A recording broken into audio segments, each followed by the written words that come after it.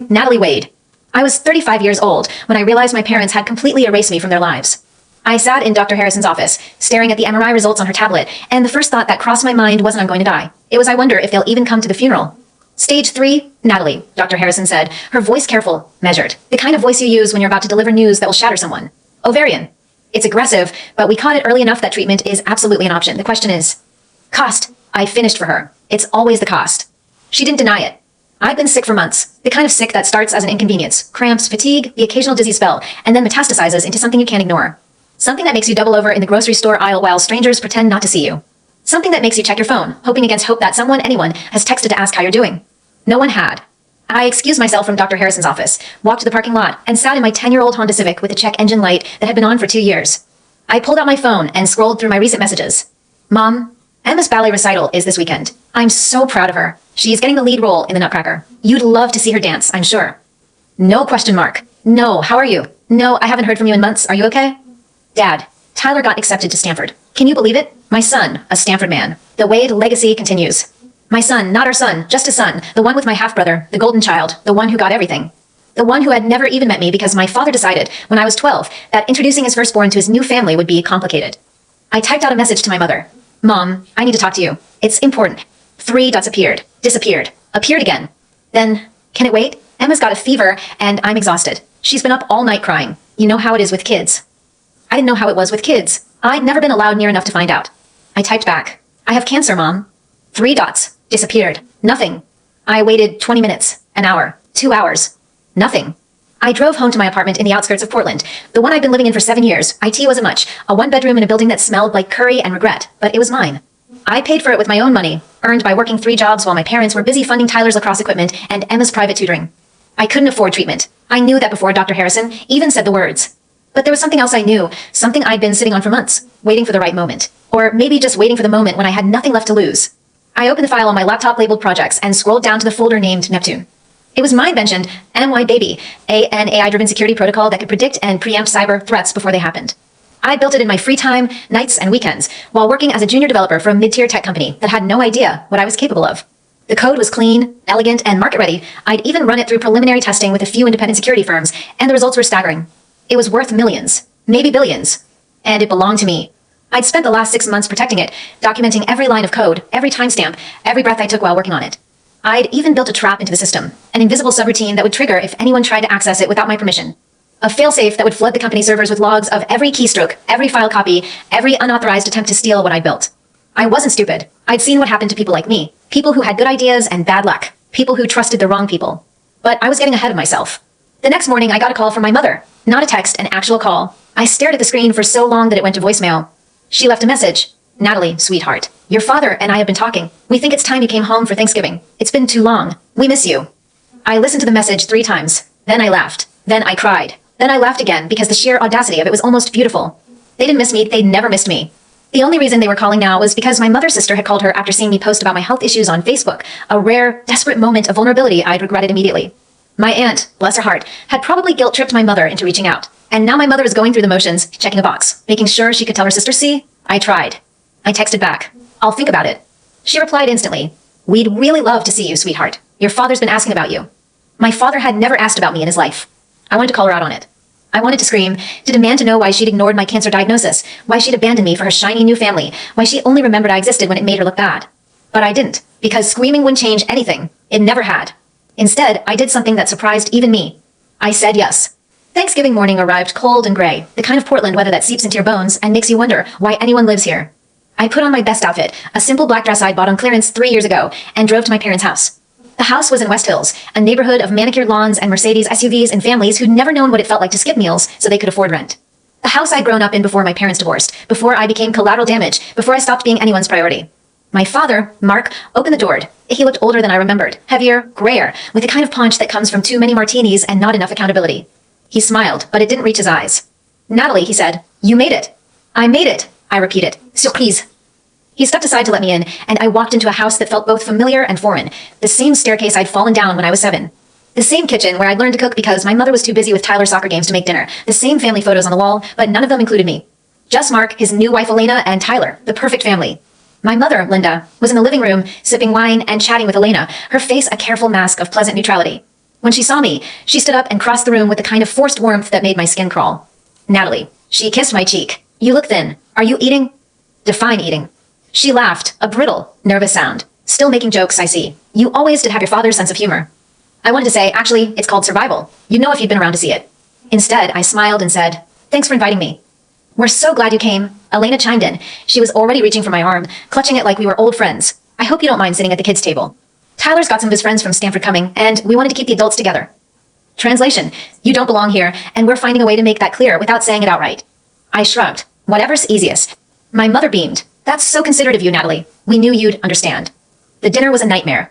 I sat at the kids' table with Tyler and his college buddies, none of whom made eye contact with me. They talked about Bitcoin and crypto and all the money they were going to make, and I nodded along and smiled and said nothing. At the adults' table, I could hear snippets of conversation, my father's booming voice, my mother's nervous laughter, Elena's stories about Tyler's achievements, and Owen talked about me. No one asked how I was doing, and Owen mentioned my health. It was like I wasn't there. After dinner, we gathered in the living room for what I'd been dreading, the gift exchange. My family had a tradition of opening presents on Thanksgiving, a way of killing two birds with one stone, as my father liked to say. For years, I'd been excluded from this ritual, told that I was too old, or that I wouldn't appreciate it anyway. But this year, there was a gift with my name on it. I saw it under the tree, a small box wrapped in silver foil. For the first time in years, I felt a flicker of hope. Maybe they'd remembered me. Maybe they'd realized they'd been wrong to push me away. My mother handed out the gifts with practiced efficiency. Tyler got a new laptop. His friends got gift cards. Elena got a diamond bracelet that made her gasp. My father got a first edition Hemingway novel. And then my mother turned to me. This is yours, she said, handing me the silver box. We wanted to give you something special. Something to remind you that you're part of this family. I unwrapped it slowly, savoring the moment. The box was heavy, solid. Maybe it was jewelry. Maybe it was something sentimental, like a family heirloom. I opened the lid. Inside was a framed photo of my parents, my stepmother, Tyler, and Tyler's friends. All of them smiling. All of them happy. All of them without me. I stared at it for a long moment. Then I looked up at my mother, whose face was bright with anticipation. Do you like it? She asked. We thought you'd want something to remember us by, since you're always so busy. I felt something inside me crack. Not break, crack. The way ice cracks before it shatters. Thank you, I said. It's very thoughtful. My mother beamed. We knew you'd understand. That was when I realized they hadn't invited me here to reconnect. They'd invited me here to feel better about themselves. To prove to everyone else that they were the good parents, the ones who never abandoned their child. They wanted me to play along. To be the grateful daughter who showed up and smiled and pretended everything was fine. And for a moment, I almost did it. I almost swallowed the rage and the grief and the sheer, blinding hurt. I almost went back to being the quiet, invisible daughter who didn't ask for anything and didn't expect anything. But then I looked at the photo in my hands, the photo that was supposed to be my gift, and I thought about the MRI results in my glove compartment. I thought about the $57,000 in medical debt. I was already drowning, and I thought about how I told my mother I had cancer, and she hadn't even asked if I was okay. I thought about how I was going to die, and no one in this room would even notice. Something inside me shifted. Not crack, not break. Shift. I stood up. The room went quiet. Thank you for having me, I said. It's been illuminating. My father frowned. Natalie, what are you doing? I'm leaving. I picked up my purse and walked toward the door. I've got a long drive back. Don't be ridiculous, my mother said. It's snowing. You can't drive in this weather. Watch me. I walked out into the cold, and I didn't look back. The drive to my apartment was 4 hours through blowing snow and black ice, and I didn't cry once. I didn't feel anything. I was numb, hollow, empty in a way I'd never felt before. When I got home, I opened my laptop and stared at the Neptune folder for a long time. Then I opened my email and started typing. Dear Mr. Whitmore, my name is Natalie Wade.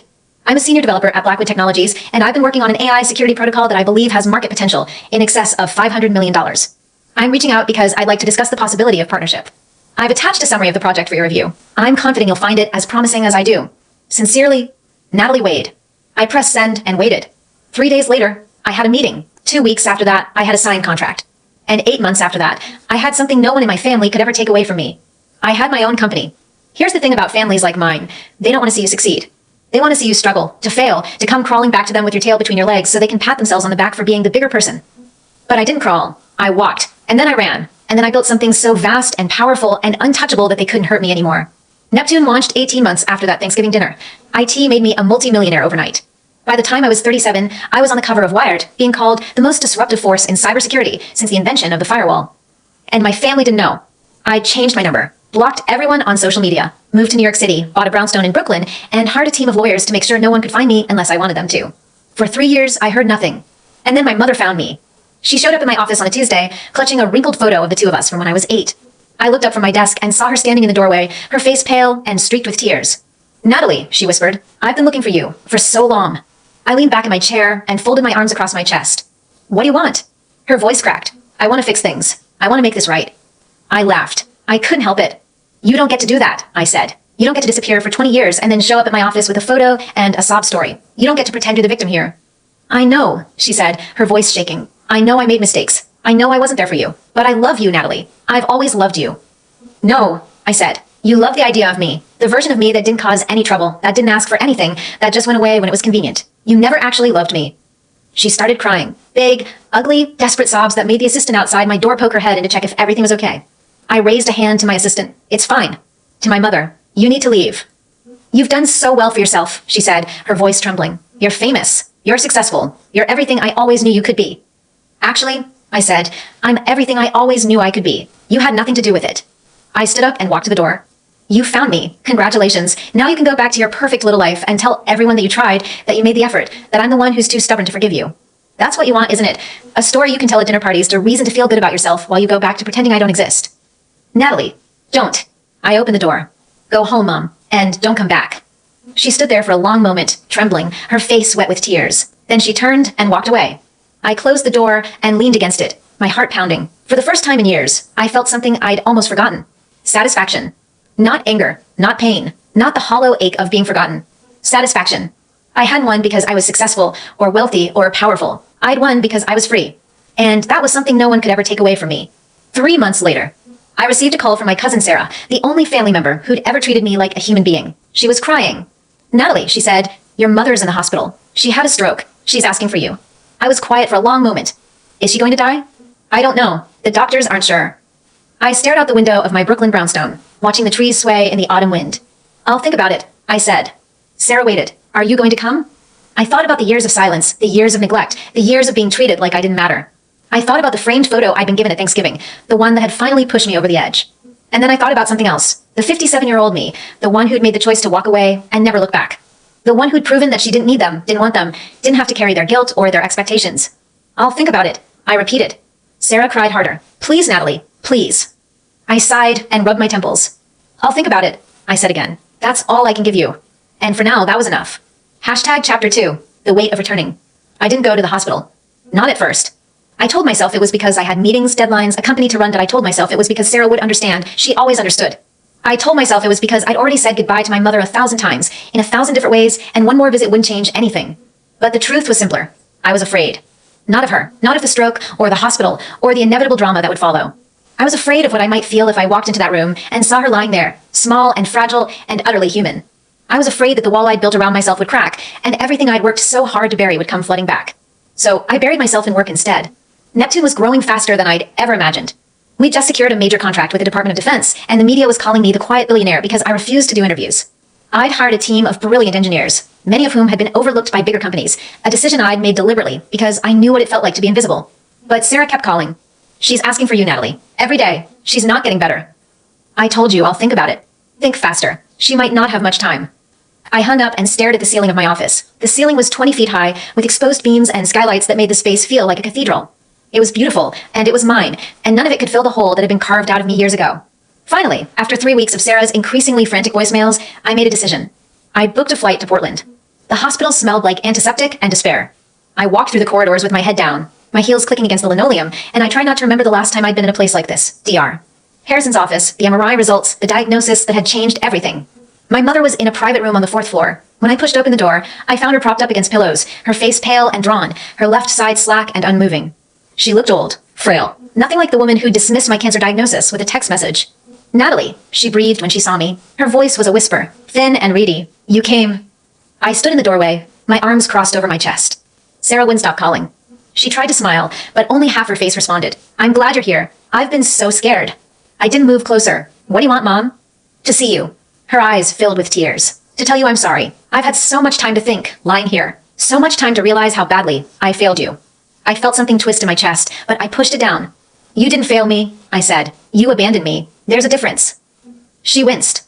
I know I did, and I'll never forgive myself for it. But Natalie, you have to understand, I was young, I was scared. Your father and I had just divorced, and I had to start over. I couldn't. You couldn't what? I stepped into the room, my voice rising. You couldn't be bothered to raise me. You couldn't find the time to answer my texts. You couldn't even pretend to care when I told you I had cancer? Her face crumpled. Cancer? When did you? 8 years ago, when I was 35. I told you, and you didn't even reply. She stared at me, her mouth hanging open. I don't remember. Of course you don't, because it didn't matter to you. Nothing about me mattered to you. Not then, not ever. I was shaking now that I hadn't planned to say any of this. I'd rehearsed a speech about forgiveness and moving on, about how I'd made peace with my past and didn't need her validation. But the words that came out were raw and ugly and true. I was dying, I said. And you didn't care. You were too busy with Emma's ballet recital, with Tyler's college applications, with your perfect new family. You couldn't spare a single thought for the daughter you'd already thrown away.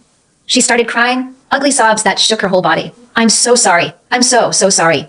Sorry doesn't fix anything. I took a step back. Sorry doesn't bring back the years I spent alone. Sorry doesn't undo the fact that I had to figure out everything by myself. College, career, cancer treatment, that I survived because I had no other choice. Not because you helped me. Natalie, please? Please what? Please forgive you? Please pretend it didn't happen? I can't do that. I can't pretend you weren't the one who made me feel like I was nothing. She reached out with her good hand, groping for mine. I didn't take it. Then let me make it right, she begged. I'm not going to live much longer. The doctor said I can have a few months, maybe a year. Let me spend that time proving I love you. Let me be part of your life again. I looked at her. This woman who'd given birth to me, who'd held me as a baby, who'd once read me bedtime stories and kissed my scraped knees. And I wanted to believe her. God, I wanted to. But something stopped me. Maybe it was the way her eyes flickered when she said, proving I love you. A micro-expression I'd learned to read years ago, back when I was still trying to earn her approval. Maybe it was the way her voice was just a little too sweet, a little too desperate, a little too rehearsed. Or maybe it was the nurse who walked in with her chart, looked at me and said, oh, you're the daughter. Your mother's been so excited to see you. She's been telling everyone about your company. My mother's face went pale. I turned to the nurse. She's been talking about my company? Oh, yes, the nurse said cheerfully. She said you're a billionaire. We're all so impressed. She even asked if you could donate to the hospital's new wing. I stared at my mother. She wouldn't meet my eyes. Mom, I said slowly, is that what this is about? The money? No, of course not. Then why are you telling strangers about my net worth?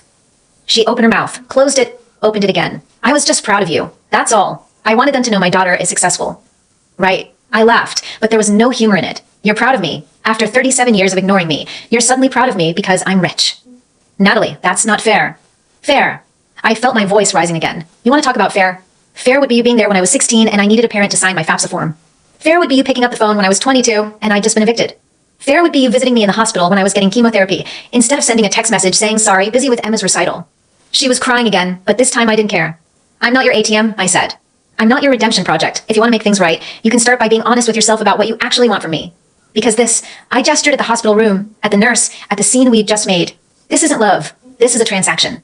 I turned to leave. Natalie, wait. Her voice was sharp, desperate. There's something else. Something I need to tell you. I stopped but didn't turn around.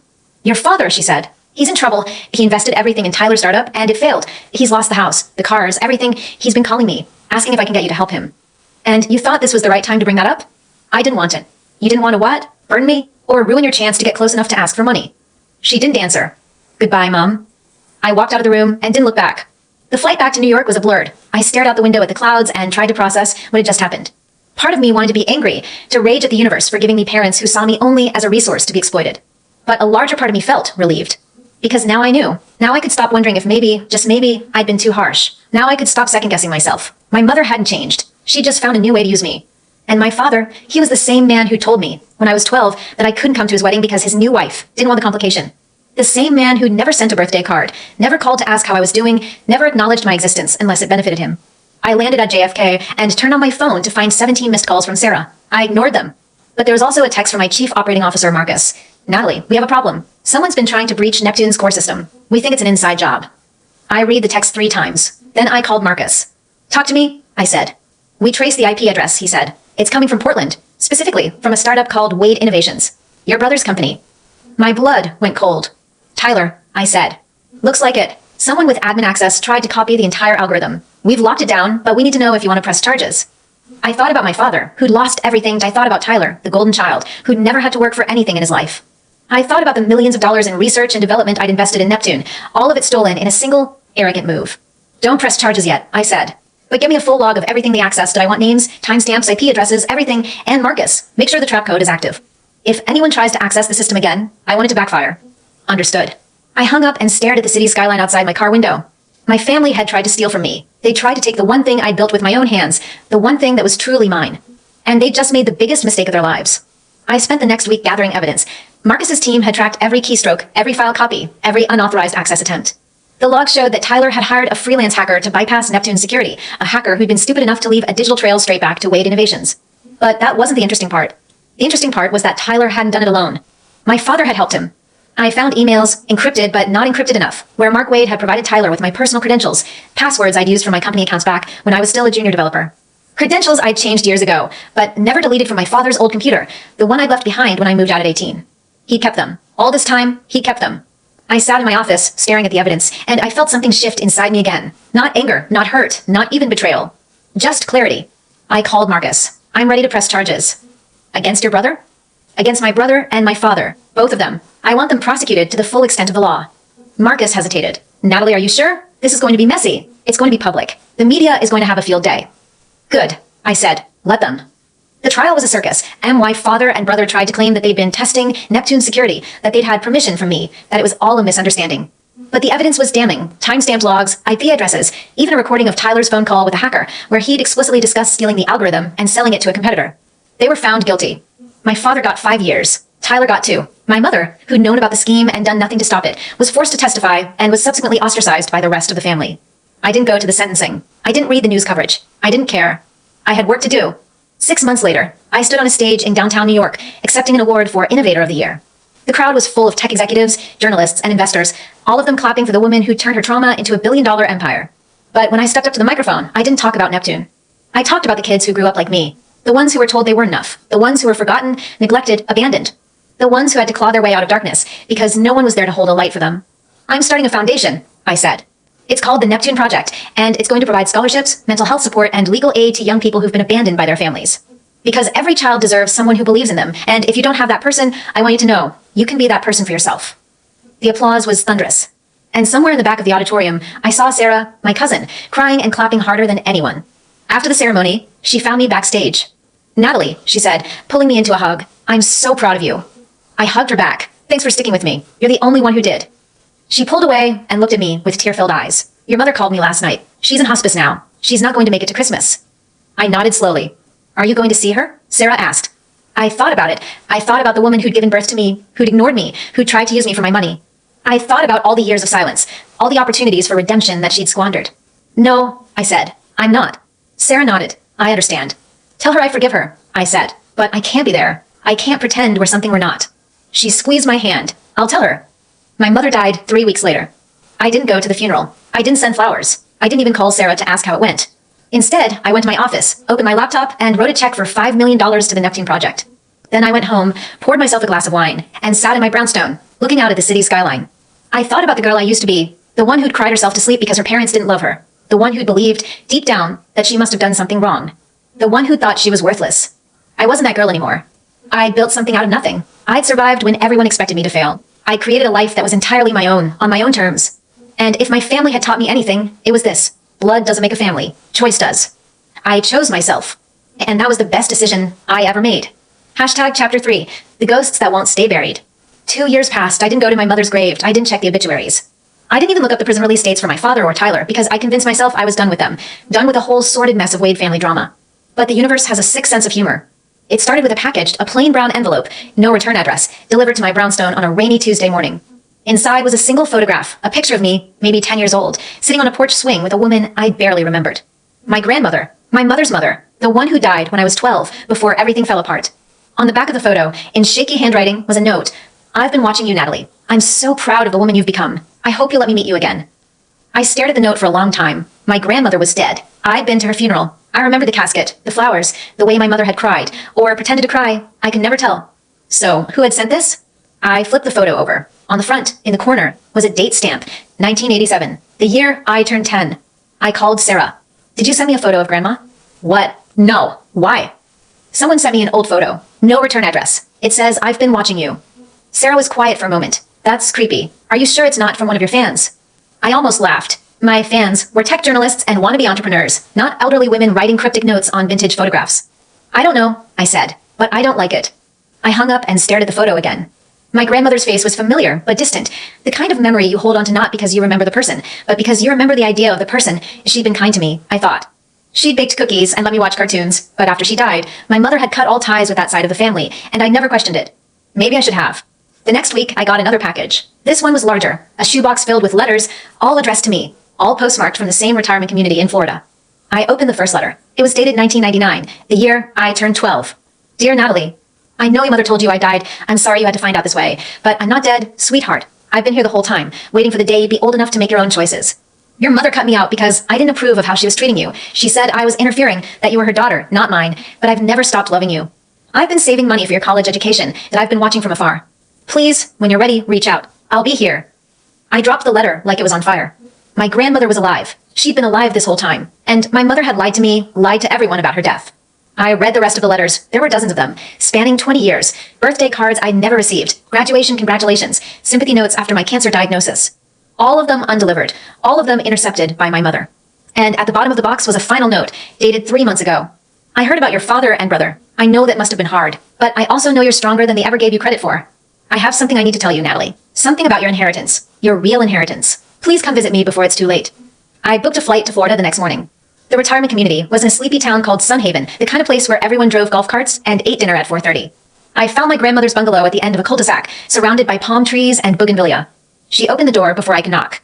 She was old, much older than I remembered, but her eyes were sharp and her smile was genuine. She threw her arms around me and hugged me so tightly I could barely breathe. Natalie, she whispered, my beautiful girl, you came. Grandma, my voice cracked. I thought you were dead. I know I'm sorry I wanted to tell you, but your mother made it very clear that if I contacted you, she'd make your life even harder. She said she'd tell everyone you were unstable, that I was a bad influence. I was so afraid of losing you completely that I stayed away. I pulled back and looked at her. Why would she do that? My grandmother's face darkened, because I knew something she didn't want you to know. Something about your father. I felt a chill run down my spine. What about him? Come inside. It's a long story. She made tea, strong, sweet tea with lemon, just like I remembered, and we sat in her sunroom, surrounded by potted plants and family photos. None of the photos included my mother. Your father is not your biological father, she said. I nearly dropped my cup. What? Mark Wade is not your father. Your mother was already pregnant when she married him. The man who fathered you was a man named David Chen, a professor at the university where your mother was a graduate student. He was married and she was young, and they had an affair. When she found out she was pregnant, he wanted her to get an abortion. She refused, he paid her off, and she married Mark to give you a name. That's not possible. It's the truth that I have the documents, a DNA test, a letter from David Chen, even a bank receipt for the money he gave her. She reached for a folder on the table and handed it to me. I've been holding on to this for 30 years, so I wanted to give it to you when you were older, but your mother made sure I couldn't get near you. I opened the folder. Inside were official-looking papers, a lab report, and a handwritten letter. To Linda. I can't be a father to this child. I have my own family, my own career. Take this money and raise her without me. I don't want to know her, and I don't want her to know me.